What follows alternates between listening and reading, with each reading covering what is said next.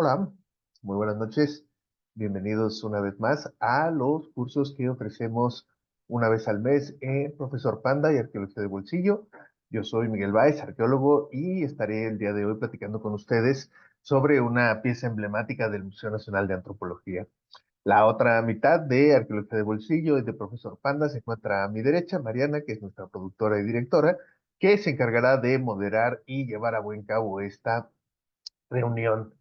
Les recordamos a todos el que apaguen sus micrófonos, que será una mejor experiencia, ya que yo en cuanto oigo ruido me distraigo mucho y entonces pues trataré de no distraerme con todos ustedes con sus micrófonos. Entonces, pues si por ahí lo pueden checar, se los agradeceremos. Si no, nosotros aquí pues también estaremos y trataremos de estar al pendiente relacionados con ese tema. Eh, pues les damos la más cordial de las bienvenidas a este que es eh, pues el nuevo año, el 2024, que nos trae nuevas aventuras y nos trae nuevas ideas para poder platicar con ustedes, para poder conversar sobre arqueología y sobre algunos de los temas relacionados con el mundo de la arqueología. Y pues el día de hoy vamos a tener una charla de acceso libre en donde vamos a platicar sobre una pieza emblemática del Museo Nacional de Antropología. Ya verán ustedes, es el Teocalli de la Guerra Sagrada, una pieza emblemática que por muchos motivos que ya iremos platicando a lo largo de nuestra charla, pues a veces es un poco complejo entender su importancia, porque pues es una de miles de piezas que están colocadas dentro del museo y que pues obviamente no todas tienen la atención que nosotros quisiéramos, ni el detalle con el que nosotros vamos a tratar de analizar estas piezas y poder ver y entender por qué son importantes, por qué son fundamentales, no solo en este caso para los que nos gusta la arqueología y para los que tratamos e intentamos conocer un poco más de nuestro pasado, sino que además se convierte en una pieza que es emblemática para la historia de nuestro país por diversos motivos que obviamente los iremos remarcando a lo largo de nuestra charla. Así que bueno, pues les damos la más cordial de las bienvenidas a estas charlas al año 2024, aunque ya estamos a 23 de enero, pero bueno, pues todos hemos decidido tomarnos unas vacaciones y poder regresar con un poco más de fuerza y poder, como ya iremos viendo un poquito más adelante, saber un poco sobre los cursos que ofrecemos en las plataformas de arqueología de bolsillo y Profesor Panda, y particularmente uno que inspira un poco esta charla, que es un curso llamado el Gabinete de Curiosidades del Museo Nacional de Antropología, que empezaremos dentro de 2 semanas, donde pues al final les platicaré yo un poquito qué es lo que vamos a ver y cómo es que ustedes durante esta clase pues podrán observar cómo es que nosotros podemos extraerle, como se dice vulgarmente, agua a las piedras y poder conocer muchísima parte de la historia de los mexicas a través de una de las, pues tal vez más de 1,300 piezas que en este momento están expuestas en la Sala Mexica del Museo Nacional de Antropología, una de las exposiciones junto con el Museo del Templo Mayor, evidentemente, que más piezas tiene sobre esta cultura que es, pues, tal vez la más emblemática de nuestro país, no es necesariamente decir la más importante, pero sí la más emblemática por muchos motivos, iniciando evidentemente pues por el uso de nuestros símbolos patrios y el nombre de nuestro país, México, que es pues vulgarmente sería la tierra de los mexicas o el mundo de los mexicas, es decir, la tierra de los mexico. Pues les agradecemos mucho y entonces, pues como ustedes ya saben, los que ya nos conocen, pues daremos paso a una presentación que iremos aderezando con comentarios a lo largo de la tarde y que ustedes podrán ir observando. Si tienen una duda, algún comentario o quisieran hacer algún tipo de observación, pues en el chat les recomiendo que nos escriban. Yo usualmente las cacho, aunque no siempre. Sin embargo, al final trataremos de leer todas las consultas que ustedes puedan irnos mostrando. Así que pues sin más, arranquemos esto y arranquemos nuestros proyectos y nuestras ideas con mucho ánimo para poder iniciar el 2024 con fuerza. Y pues el día de hoy les presentaremos la radiografía del Teocalli de la Guerra Sagrada, que es, como les digo yo, tal vez una de las piezas más importantes de la historia de nuestro país por diversos motivos. Ahora la verán para los que no la conocen a profundidad y verán que es una de esas piezas que, bueno, nosotros la hemos escogido porque es de gran importancia, pero además porque tiene una deliciosa iconografía que nos hace podernos acercar mucho a muchos detalles que tienen que ver con una de estas piedras. La idea es poder explicarle a la gente, poderle platicar a la gente que no necesariamente es arqueóloga, sino que tiene interés sobre el pasado y la arqueología, cómo nosotros, los arqueólogos, todos los días nos acercamos a estos materiales, nos acercamos al pasado y tratamos de, pues, reinterpretarlo o interpretarlo, porque evidentemente, pues, conocerlo es algo muy complejo porque no lo ves de primera vista. Sin embargo, pues, nosotros nos encargamos de reconstruir la historia de las sociedades pasadas a través de sus restos materiales y hay culturas, como los mexicas, que pues podrán ustedes ver el detalle y la delicadeza con la que nos han dejado algunos objetos al paso del tiempo y que nosotros, pues 500 años después, estamos todavía investigando y que nos seguimos sintiendo maravillados, no solo porque ya, por lo que ya hemos encontrado, sino por lo mucho que seguramente encontraremos en excavaciones en el futuro dentro del área de México Tenochtitlan, que es bastante vasta y que tiene bastante actividad de tipo comercial, inmobiliario, y eso permite muchas veces que los arqueólogos nos podamos acercar a lugares que de otra manera jamás trabajaríamos o conoceríamos. Ahora lo que nosotros queremos es entonces llevarlos a conocer esta pieza, este tesoro del Museo Nacional de Antropología, que es pues este objeto, esta gigantesca piedra de más o menos 1,10 m, 1,20 m de altura y pues unas dimensiones en la base es de forma cuadrangular, como ustedes pueden ver, es pues técnicamente cuando hablamos de Teocalli nos estamos refiriendo a un templo, la casa de un dios, y esta es básicamente una de las representaciones importantes que nosotros vamos a ver a lo largo de esta pieza. Sin embargo, aquí lo que es muy interesante que ustedes puedan observar justamente es pues la idea de representar un templo de piedra. Hay muchas otras representaciones de templos, particularmente, por ejemplo, maquetas de cerámica muy bonitas del occidente de México, de la época de los mexicas también, en Cholula y en algunos otros lugares, pero también hay otras representaciones de piedra formando templos en Teotihuacán, muy sencillas, muy pequeñas hasta cierto punto. Se les consideraba probablemente altares domésticos. No son muy abundantes, pero sí hemos encontrado varias piezas, digamos, son como juguetes modulares donde puede uno armar un templo con diversas piezas. Sin embargo, este objeto que nosotros vemos aquí, que fue elaborado más o menos hacia el año 1507, es decir, a principios, los primeros años del siglo XVI, muy pocos años antes de la llegada de los españoles, unos 12 años, pues se estaban haciendo este tipo de objetos. El imperio mexica en ese momento, con Moctezuma Xocoyotzin o Moctezuma II, pues era uno de los espacios más importantes dentro del mundo prehispánico. Era una, pues propiamente capital imperial, es decir, aquí el señor de México Tenochtitlan o el Tlatoani, pues gobernaba un territorio de cientos de miles de kilómetros, millones de personas, y además imponía toda una serie de políticas públicas de relaciones comerciales que obviamente le favorecía más que a nadie al mundo de los mexicas. Esto obviamente no, nosotros no vamos a analizarlo a profundidad, nosotros estamos llegando a esta pieza y para poder hablar un poco del ocaso de los últimos 2 décadas, la última década y media del siglo del Imperio Mexica, y obviamente, pues, dependiendo, eso es algo de lo padre de la arqueología, dependiendo qué piezas estemos trabajando, pues nosotros podemos aprender y podemos conocer sobre otras épocas, otros años en específico. Este, como decimos, es el año 1507 y básicamente la manera de interpretar este hallazgo, pues es básicamente el poder comprender cómo es o por qué podría ser tan importante construir un templo de piedra de una gran dimensión y poderlo llevar a eh, explicar toda una serie de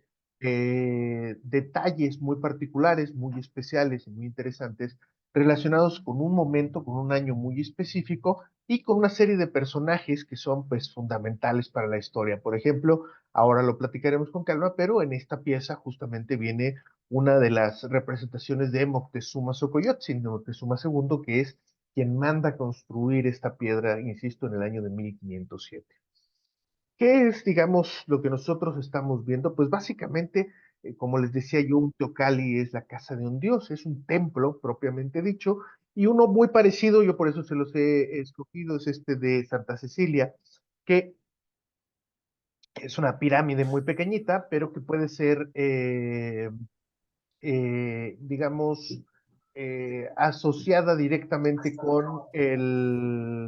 pues con el edificio, es decir, la forma es muy parecida, incluso algunos de los remates. Y entonces, pues nosotros nos damos cuenta de que justamente el Teocalli de la Guerra Sagrada, pues está representando uno de estos edificios, a mayor, a menor escala, evidentemente, pero uno de estos grandes, grandes edificios que son propiamente el hogar de los dioses. Recuerden que cuando los arqueólogos hablamos de pirámides y hablamos de estos edificios, pues están construidos y elaborados de una forma muy particular. Está lo que llamamos la plataforma, que es lo que pues propiamente se llama se le decimos vulgarmente la pirámide, que es la gran elevación con escaleras que conduce a esta pequeña casita que se supone, digamos, está en todos los edificios de este tipo, en todos estos grandes templos, en todas estas grandes pirámides. En la parte alta hay un pequeño cuartito y ese pequeño cuartito es lo que nosotros llamamos propiamente o lo que se llama propiamente el templo, es decir, es un pequeñito espacio de todo el edificio. Piensen, por ejemplo, en la pirámide del Sol o la pirámide de la Luna, que son edificios gigantescos y que también ahí arriba tenían un pequeño cuartito, una pequeña casa, un pequeño usualmente además muy sencillo, dormitorio o edificación de dos dormitorios, es decir, dos cuartos máximo, usualmente puede ser uno, en donde los antropólogos nos dicen, los arqueólogos obviamente lo interpretamos de una manera muy específica, pero digamos estos espacios en sus momentos de vida están de alguna manera representan el lugar en el que habita específicamente un dios. Los dioses muchas veces no tienen una forma física, como veremos un poco más adelante, pero sí se construyen estos hogares o estas casas dedicadas a ellos, junto con la parafernalia o la serie de elementos específicos, por ejemplo, sus símbolos, sus armas u otro tipo de artefactos, de representaciones incluso, o de asociaciones con otros elementos, donde pues nosotros entendemos que estas son las casas de los dioses. Y en este caso, el que nosotros vemos, este Teocalli de la Guerra Sagrada, pues es propiamente una representación de uno de estos edificios y es propiamente la casa de Huitzilopochtli, pues porque, como veremos un poco más adelante, es una de las representaciones principales de este edificio. Estos son, insisto, formas muy específicas arquitectónicas, pero ustedes obviamente pues pueden notar con claridad la cercanía que existe en las formas de uno de estos edificios junto con la pieza a la que nosotros nos estamos refiriendo. La pieza, como yo les comento, ahora la vamos a platicar con mayor delicadeza, pues es una representación propiamente de la casa de Huitzilopochtli. Esto es interesante porque nosotros, pues el Templo Mayor es el edificio donde se creía que habitaba Huitzilopochtli, propiamente el edificio o el lugar donde él había nacido y donde evidentemente se construía su templo. Sin embargo, la arquitectura del edificio, la arquitectura que nosotros conocemos del Templo Mayor, pues nos indican que en este caso es un templo doble, es un edificio con un templo doble, tiene una gran escalinata y en la parte alta del edificio del Templo Mayor habían dos templos. Esto es algo muy común del periodo posclásico, es decir, de la época cercana a la llegada de los españoles, más o menos entre el año 1000 y el año 1520 de nuestra era. Los templos en algunos lugares, particularmente en el centro de México y en Michoacán, pues tenían estas particularidades de estar dedicadas a dos deidades principales. En el caso de México Tenochtitlan, el edificio está consagrado la parte sur a Huitzilopochtli y la parte norte está consagrada al dios de las lluvias, a Tlaloc. Esto es interesante porque este Teocalli, esta pieza, esta obra escultórica de la que nosotros estamos refiriéndonos, pues solamente retrata la casa de Huitzilopochtli, es decir, obviamente al diseñar una obra de arte, al diseñar un elemento religioso, este tiene que cumplir con una serie de especificaciones muy claras. En este caso, pues el hecho de que el edificio real del Templo Mayor esté dedicado a dos deidades, pues obviamente nos habla de una enorme sentido de lo que es o lo que nosotros conocemos como la dualidad, es decir, los opuestos complementarios que ya veremos un poquitín más adelante, son fundamentales para entender el arte y la cosmogonía de los mexicas. Sin embargo, en este caso se decide hacer y recrear un templo mitológico. Nosotros no conocemos que haya un templo específicamente, digamos, sea sencillo, que esté dedicado a Huitzilopochtli, sino que su templo, su casa es propiamente el templo mayor, la mitad sur, como yo les comento. Incluso pues hemos encontrado los lugares de las capillas y es muy evidente que en la zona norte abundan los elementos fertilizantes, los elementos relacionados con el agua, y en el lado sur del edificio pues estamos encontrando lo que llamamos el complejo de guerra, que es colores y formas muy específicas relacionadas con la batalla y con el sol, es decir, con las fuerzas de las que es patrona Huitzilopochtli. Así que el edificio o este Teocalli de la Guerra Sagrada está dedicado básicamente a representar el templo de Huitzilopochtli de una manera sencilla, lo cual pues es muy llamativo, es algo, insisto, también que la hace una pieza única, puesto que, como insisto, si lo comparásemos con la realidad, veríamos que es bastante diferente el templo mayor de los mexicas. Lo interesante es que nosotros vamos a poder definir a través de varias superficies de la piedra, como ustedes ven, es más o menos un cubo, pero al jugar y hacer la imitación de un edificio arquitectónico, pues presenta muchas más superficies y estas superficies fueron utilizadas por los escultores de una manera muy, muy, muy especial y muy específica, porque toda la piedra se encuentra tallada y en toda ella vamos a encontrar detalles muy, muy, muy interesantes que vamos a ir ampliando un poquito más con algo de fuerza. El otro tema en específico, pues tiene que ver justamente con cómo se ve y cómo se observa el templo mayor de los mexicas, el, digamos, famosísimo Coatepec, que es, como les decía yo, el cerro mitológico en el que habitaba o donde había nacido Huitzilopochtli. Lo interesante en este sentido es, esta es la parte sur, esta que estoy aquí yo señalando, esta cubierta la acabamos de retirar y ahora se está colocando una nueva cubierta, o sea que si ustedes pasan por aquí enfrente, hoy aquí se ve una zona de guerra, están trabajando, están haciendo varias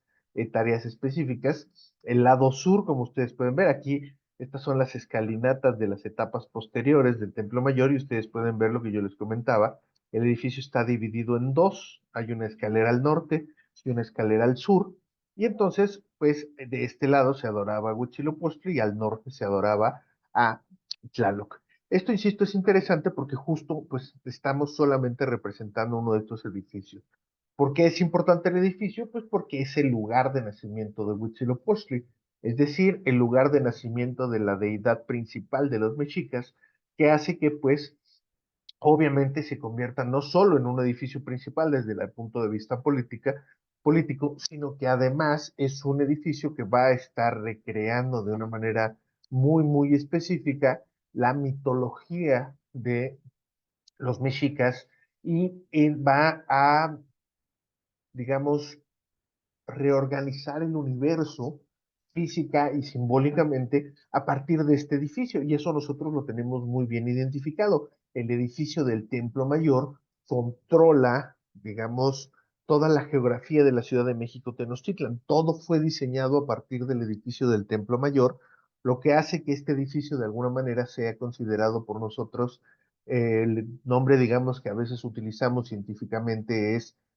Axis Mundi, es decir, el centro del universo. Hay muchos pirámides, muchos edificios en el mundo que tienen y consiguen este concepto, es decir, no es algo completamente nuevo, pero sí es muy interesante porque, insisto, se está buscando hacer una recreación muy específica de ciertos personajes y de ciertos paisajes o pasajes, mejor dicho, históricos a través de la arquitectura y en este caso a partir de la de la escultórica, que es, insisto, pues muy interesante. Como nosotros pueden, como ustedes pueden ver, y ya iremos, insisto, desglosando con mayor detalle la pieza, pues digamos que la escena principal, lo que el área que ubica lo que entenderíamos como el templo, si consideramos que la escritura de la escultura es verdaderamente un templo, un edificio, pues estaríamos viendo propiamente como el área que tendría la consagración del templo, es decir, la puerta, la entrada a estos cuartos, pues está representada por un disco solar. Y esto es interesante porque tiene un, digamos, sentido fundamental dentro de la plática. Esta pieza, yo les decía, fue elaborada en el año 1507 y este año, el año de 1507, es particularmente importante o particularmente interesante en el sentido de que es el último año o la última vez que se celebró la ceremonia del Fuego Nuevo en el mundo prehispánico. Recuerden que la ceremonia del Fuego Nuevo, y hablaremos de ella al final, es una ceremonia que tiene que ver con el paso del tiempo y con la conjugación de los calendarios de las culturas prehispánicas, los dos, digamos, más utilizados. Hay muchas otras formas de medir el tiempo, pero en México se utilizaban dos calendarios básicos, uno de 365 días, digamos, un calendario solar, como en prácticamente todas las grandes culturas del mundo, y otro calendario de 260 días, que era el llamado calendario ritual, es decir, el calendario que tenía que ver con las festividades y con otras formas de organización de la sociedad mexica. Lo interesante es que en casi todas las culturas existían estos dos calendarios y que estos dos calendarios, si los ponemos a correr el mismo día,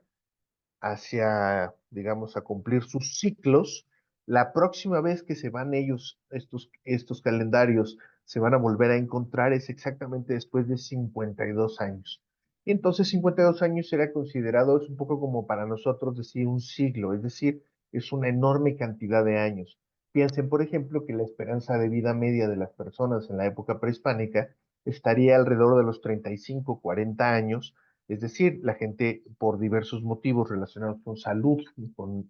antropología biológica, estaríamos hablando de que no son personas que vivían muchos años y por lo tanto las personas que superaban los 52 años es un poco como nosotros vemos a las personas centenarias, a las personas que son raras en la sociedad que cumplen más de 100 años, es decir, un montonal de años. Pues estos ciclos de 52 años eran muy importantes porque eran una manera de establecer el orden, de establecer,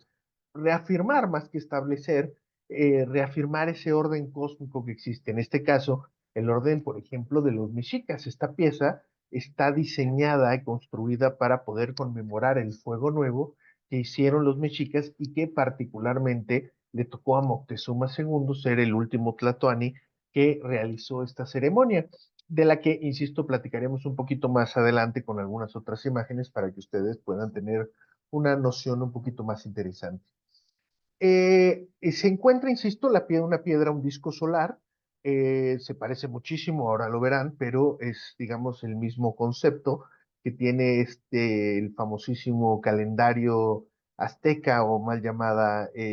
Piedra del Sol, sino esta, pues, gran representación de las eras, representación del tiempo, en un, digamos, un modelo geométrico muy interesante, donde pues se están representando dentro de un solo objeto los diferentes soles que existieron. Si ustedes ven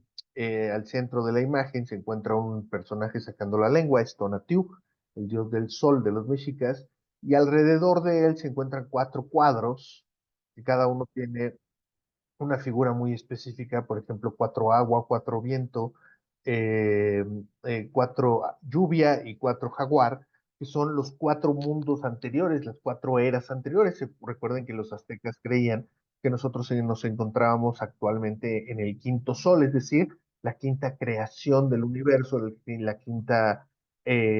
construcción del mundo, todas las anteriores, como en muchos de las relatos religiosos, particularmente lo pueden pensar ustedes en la Biblia, pues existen diferentes creaciones, diferentes momentos en los que sucedieron actos divinos y estos actos divinos tienen un devenir muy particular que es la aparición de los hombres, la aparición del ser humano y una manera de justificar su presencia en este mundo. Esta piedra es muy curiosa porque además, bueno, tiene una serie de, alrededor ustedes pueden ver un círculo que tiene los glifos de los días, los glifos calendáricos de los días, y por eso se le ha llamado de alguna manera calendario. Sin embargo, bueno, yo ahí les pongo, lo más seguro es que la piedra del sol haya sido una piedra gladiatoria, es decir, una piedra muy parecida a la piedra de Tizoc, que se encuentra en el Museo Nacional de Antropología, que no está terminada probablemente. Ustedes ven incluso tiene algunas marcas de posiblemente los cortes que se deberían estar haciendo para poder hacer esta pieza. Se recuerdan que nosotros la vemos de frente, pero lo más posible es que estas piedras hayan sido vistas de punto horizontal, es decir, la cara del dios Tonatiuh tendría que estar viendo hacia el cielo. Y lo que sucedía en muchas de estas piedras, en muchas de estas eh, eh, obras escultóricas, es que se hacían sacrificios gladiatorios o peleas rituales, es decir, por ejemplo, conocemos el caso de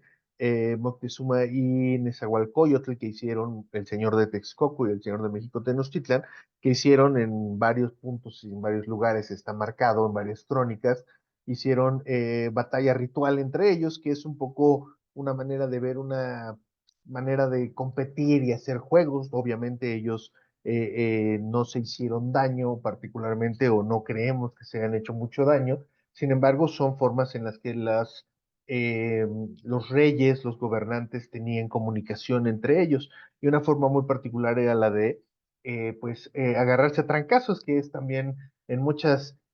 fiestas una manera de muchos amigos de convivir muy extraña, pero que no es algo que digamos nos pareciera tan fuera de lo normal. Esta piedra, como ustedes pueden ver, se encuentra en el caso del Teocalli de la Guerra Sagrada, rodeada de dos personajes, del lado izquierdo y del lado derecho, que son, digamos, fundamentales. Del lado derecho, evidentemente, está Moctezuma, es decir, el único ser humano dentro de toda la talla de esta obra. Lo reconocemos claramente porque, bueno, es un nombre que tiene aquí arriba, este es su glifo personal, es su nombre Moctezuma, segundo Moctezuma Xocoyotzin, y va a estar haciendo, al igual que todas las figuras dentro de esta escultura, va a estar hablando. Recuerden que en el arte prehispánico muchas veces cuando alguien habla, canta o recita o hace plegaria, sale como en los cómics una especie de elemento de la boca que significa que está hablando. Y en este caso, Moctezuma pareciera estar hablando y este glifo, ahora lo veremos con calma, pero este glifo es muy importante y muy interesante porque lo vamos a ver repetido muchas veces en la obra y no quiero todavía echárselos a perder. Ahorita van a ver varias de estas representaciones. Moctezuma, tienen ustedes que recordar, uno de los, es el antepenúltimo emperador de México Tenochtitlan. Su reinado empieza en 1502, 1503, ahí no se ponen totalmente de acuerdo los especialistas, pero hacia 1502 es el inicio de su reinado y va a ser emperador hasta 1519 con la llegada de los españoles y la toma como prisionero de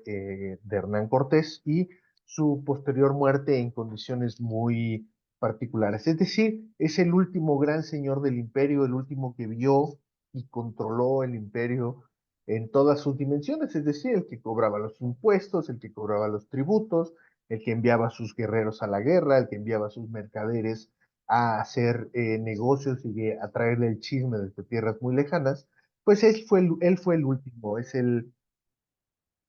propiamente es el último emperador de los mexicas, después vendría Cuitláhuac y Cuauhtémoc, pero los dos en ningún momento pudieron dedicarse específicamente a la grandeza del imperio, sino más bien en tratar de salvarlo y evidentemente pues esto no se logró.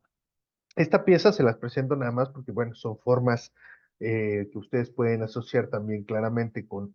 la escultura mexica. Esta pieza desafortunadamente no se encuentra en México, se encuentra en el Museo de Arte de Filadelfia, pero es la piedra de la coronación de Moctezuma Xocoyotzin. Otra vez está representando los cuatro soles anteriores. Al centro está el quinto sol, es decir, la época actual, y va a, como todos los mexicas, hacían una especie de manipulación de las fechas porque eran importantes para ellos. Aquí ellos tienen marcado arriba el símbolo uno Cipactli, uno lagarto, que es el día con el que empezaban todos los calendarios prehispánicos, es decir, es como el 1 de enero, por decirlo de alguna manera para nosotros. Uno Cipactli o uno lagarto es el día que inicia el tiempo, es el día que inicia la tierra, es el día que inicia todo, por decirlo de alguna manera, y los ciclos de 52 años empiezan también en el día 1 Cipactli. Y abajo, el año de su coronación, es que es 11 caña, el año que, de acuerdo con esta piedra, sería 1503, el año en el que Moctezuma fue declarado emperador, o más bien subió al trono una vez que había fallecido su antecesor Ahuizotl, uno de los emperadores más importantes, más conquistadores, pero con una serie de problemas físicos que lo mermaron durante sus últimos años. El Teocalli de la Guerra Sagrada va a estar, además de presente con esta figura de Moctezuma, es decir, el emperador, el humano más importante que existía, va a estar rodeado de figuras muy importantes que son las figuras de los dioses, y estos dioses están de alguna manera aprobando la serie de actos que está realizando Moctezuma. Como nosotros platicábamos hace un momento, él mandó hacer esta piedra para rememorar el último fuego nuevo sucedido en México Tenochtitlan. Bueno, él no sabía que iba a ser el último, evidentemente, pero a él le tocó y era pues normal hacer este tipo de monumentos. Entonces, pues obviamente si el tiempo va a empezar, si se utilizan estas resignificaciones de fechas y espacios, pues lo que vamos a ver nosotros alrededor del edificio son a otros dioses, a los dioses, acompañar a Moctezuma y de alguna manera dar su beneplácito al inicio del nuevo ciclo, que es pues obviamente el ciclo que a Moctezuma le toca desarrollar. Y entonces nosotros por un lado vamos a ver a estas dos deidades que son Xutecutli y Xochipilli. Xutecutli es el dios viejo del fuego, el dios joven del fuego, perdón, que es, digamos, se reconoce porque usualmente utiliza un báculo de madera y porque utiliza este símbolo que es como un gorrito en la cabeza con un triángulo, se llama Xihuitzoli, y lo utiliza él y el emperador, nada más. No lo encontramos en ningún otro dios ni en ninguna otra representación, solamente lo usa Xutecutli y el emperador. De hecho, es una manera de llamar emperador ese simbolito. Y en la parte de atrás se encuentra Xochipilli, que es una deidad relacionada con la fertilidad y las flores, y ambas deidades, además de venir, digamos, engalanadamente vestidos y estar sentados, están haciendo penitencia, están haciendo sacrificio, porque como se puede ver en la parte de atrás, aquí trae el dios un punzón con el cual está autosacrificándose. ¿Qué significa? Pues que de cierta manera los dioses están acompañando a los hombres en estos eventos y están dando su beneplácito para el inicio de un nuevo ciclo. Y esto, pues evidentemente, les decía yo hace un rato, es de lo más importante. Noten también que la deidad se nota mucho más claramente en la deidad de atrás, pero tiene el mismo símbolo desde su boca, el mismo símbolo que tenía Moctezuma y que tienen todas las figuras de esta pieza, que es un símbolo conocido como Atlachinoli, que significa, ahora se los explico con calma, pero significa agua quemada. Y ahora verán por qué. De este lado es un poquito más clara la escultura, del lado derecho del eh, de la escultura, y lo que ustedes van a ver es atrás al dios Tlaloc, al dios de la lluvia, al dios de las aguas, que se encuentra haciendo exactamente lo mismo, sentado con un punzón, haciéndose vestido totalmente con todas sus insignias. Nosotros lo reconocemos porque trae anteojeras y trae bigotera, eso quiere decir que es Tlaloc, que es el señor de la lluvia, y adelante de él se encuentra Tlahuizcalpantecutli, que es el dios de la aurora en la mañana, el dios, digamos, del amanecer, un dios muy importante relacionado con la guerra y también relacionado directamente con el planeta Venus, porque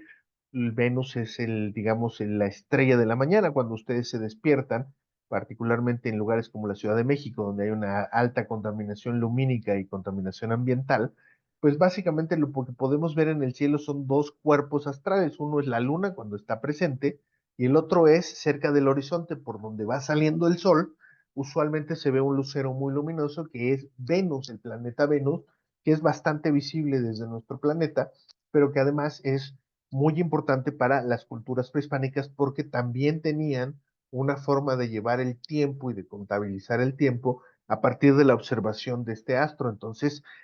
bueno, de este planeta, porque no es propiamente un astro, de este planeta. Y esto es bastante interesante porque le suma, como yo les decía hace un rato, dimensiones a la visión de cómo se mide el tiempo, de cómo se puede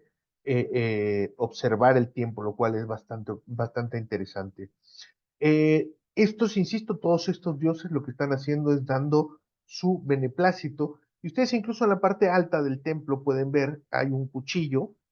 de pedernal, con una fecha. Es una fecha, digamos, simbólica importante, pero lo que me interesa que ustedes vean es que también el cuchillo está hablando y tiene el mismo símbolo del agua quemada de la boca, al igual que todos los dioses y el mismo Moctezuma que se encuentran ahí. ¿Por qué? Porque ahora lo verán y ahora se los voy a platicar con mucha más calma. Otro de los personajes que se encuentra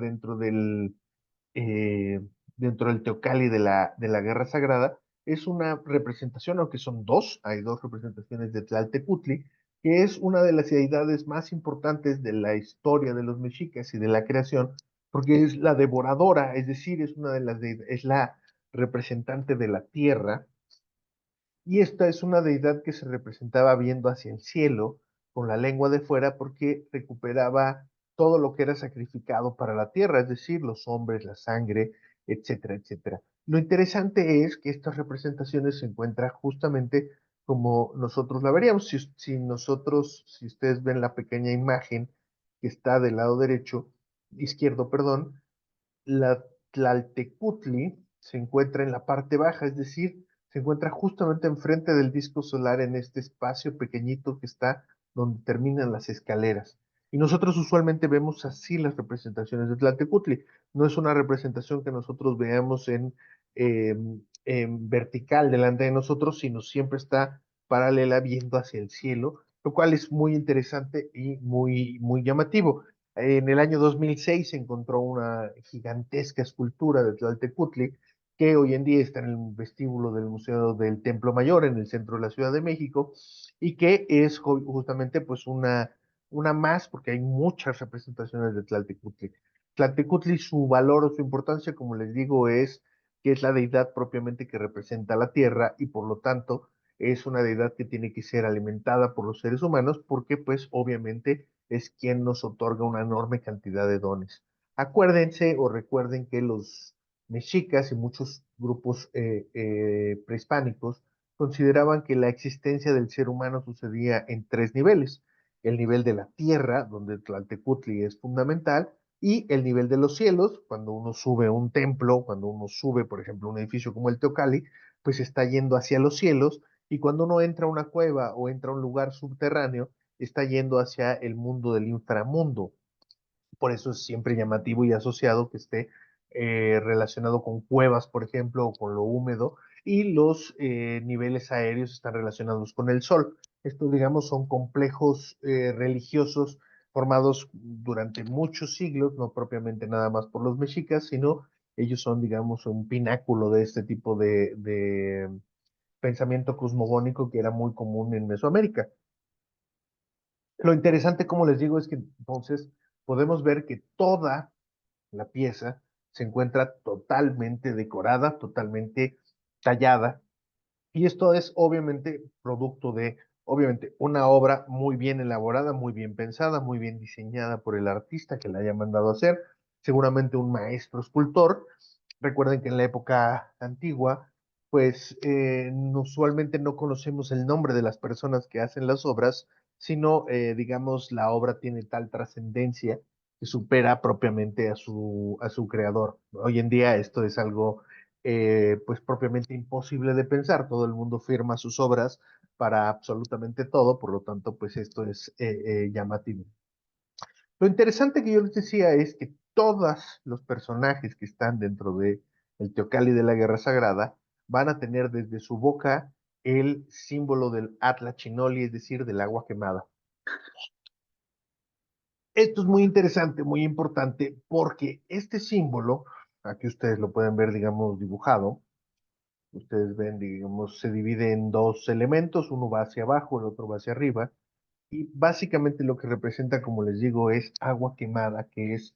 la unión de opuestos a partir de la cual los mexicas y muchos grupos mesoamericanos construyeron toda su cosmogonía.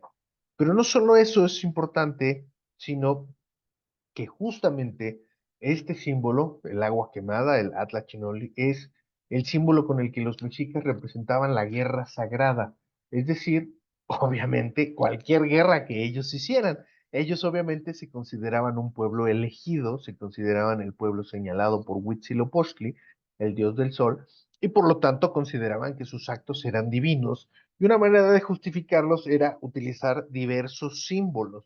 Y uno de ellos fue, obviamente, el del Atla Chinoli, el del agua quemada, que está representando muy específicamente guerra sagrada, es decir, la posibilidad y la capacidad e incluso el mandato hacia los mexicas de ir a conquistar el mundo, ir a conquistar absolutamente todo. Esto es un símbolo muy interesante porque representa propiamente la visión imperialista de los mexicas, es decir, la forma en la que ellos consideraban que la, todo el territorio que ellos tenían alrededor de ellos era susceptible de ser conquistado y susceptible de ser asociado específicamente a su orden político, a su orden religioso más o menos, porque los mexicas hasta eso que eran un poco más abiertos religiosamente de lo que parece, pero propiamente sabemos que era un imperio mercantilista, es decir, buscaba un importante beneficio económico a través de sus conquistas, explotaba a sus grupos conquistados, les extraía unas series importantes de tributaciones que después eran convertidas en objetos de lujo para la alta sociedad mexica. Por lo tanto, pues obviamente este modelo, esta forma de operar, pues requiere de una serie de simbologías que permitan que sea más legítimo si esto se me permite. Es decir, que todos estos elementos puedan entrar dentro de una concepción muy específica y en este caso, pues, permitir o justificar el hecho de que los mexicas se lanzaran contra prácticamente todos los grupos que fueron sus vecinos. En general conquistaron a buena parte, al 95% de ellos, y solamente pocos grupos como los tlaxcaltecas, los huejotzingas o los yopes o los purépechas, son grupos que no fueron conquistados en el centro de México, pero todo el resto del centro de México, partes de Oaxaca, Veracruz, Guerrero, fueron totalmente conquistadas y de ahí se extraía una enorme cantidad de recursos económicos para los mexicas. Este es un poco, no necesariamente, pero un poco parecido a símbolos que utilizaron otros imperios. Por ejemplo, los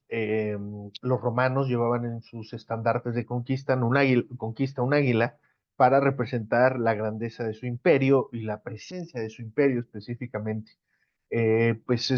cada grupo obviamente utiliza diferentes símbolos que les permite de alguna manera justificar la enorme cantidad de actos que se desarrollan. Incluso, por ejemplo, posteriormente la conquista hispana en América,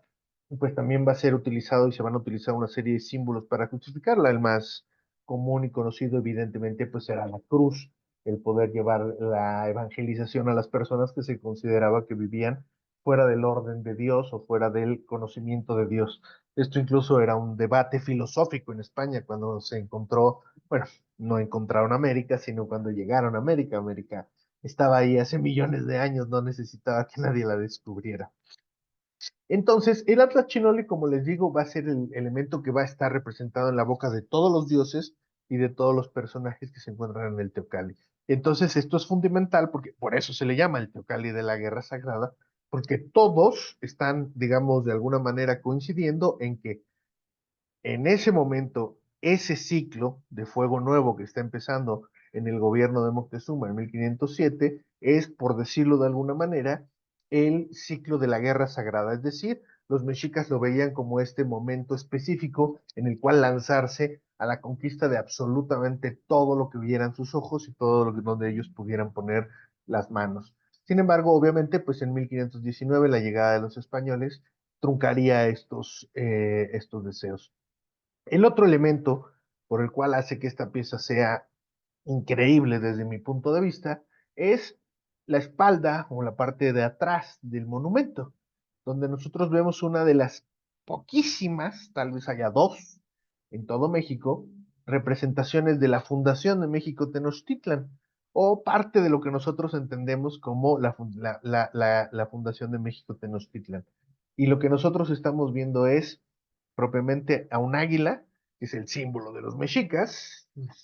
Muchos también creemos que es un símbolo para representar a Huitzilopochtli y no solamente el colibrí. No hay muchos colibríes en el arte mesoamericano y en el arte mexica, pero sí que hay muchas águilas, el cual es un animal solar también.